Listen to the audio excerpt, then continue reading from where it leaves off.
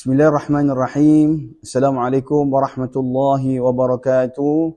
Sidang penonton yang dikasihi Allah Subhanahu wa taala, marilah kita bersama-sama menghayati apa yang Allah kurniakan kita di bulan Ramadan yang dimuliakan oleh Allah Subhanahu wa taala, yang dinamakan Ramadan Al-Mubarak.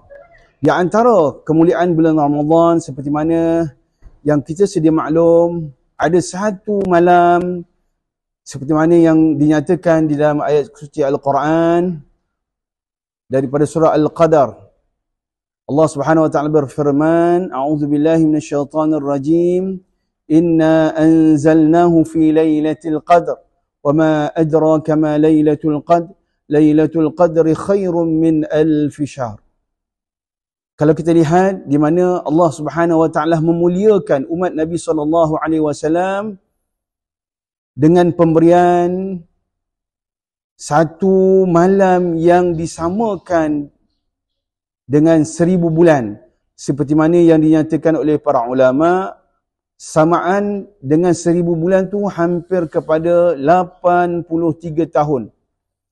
Jadi sidang penonton yang dikasihi oleh Allah Subhanahu wa taala, marilah kita bersama-sama berjuang bersungguh-sungguh di akhir-akhir 10 akhir Ramadan Al-Mubarak, dengan kita menghidupkan malam-malamnya dengan kita beribadah kepada Allah Subhanahu wa taala. Seperti mana diriwayatkan, Sayyidatina Fatimah radhiyallahu anha bertanya kepada ayahandanya, iaitu Nabi Muhammad sallallahu alaihi wasallam, tentang apa yang perlu dilakukan ketika mana berlakunya malam Lailatul Qadar. Maka diajar oleh baginda sallallahu alaihi wasallam, wahai anak-andaku, perbanyakkanlah kamu membaca doa yang dinyatakan oleh baginda, iaitu Allahumma innaka afun karim tuhibbul afwa fa'fu anna. Allahumma innaka afun karim tuhibbul afwa fa'fu anni. Allahumma innaka afun karim tuhibbul afwa fa'fu anni.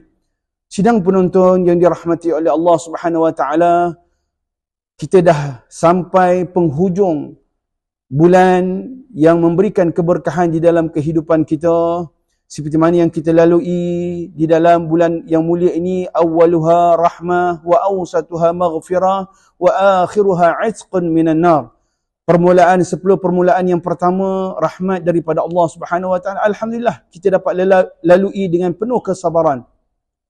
10 hari pertengahan Allah kurniakan keampunan dosa-dosa kita, dan kita dah masuk 10 akhir, iaitu pembebasan daripada api neraka. Moga-moga sedikit peringatan, tazkirah yang ringkas memberikan kita semangat untuk terus berjuang mencari malam al-Lailatul Qadar, insya-Allah. Wabillahi taufiq wal hidayah. Wassalamualaikum warahmatullahi wabarakatuh.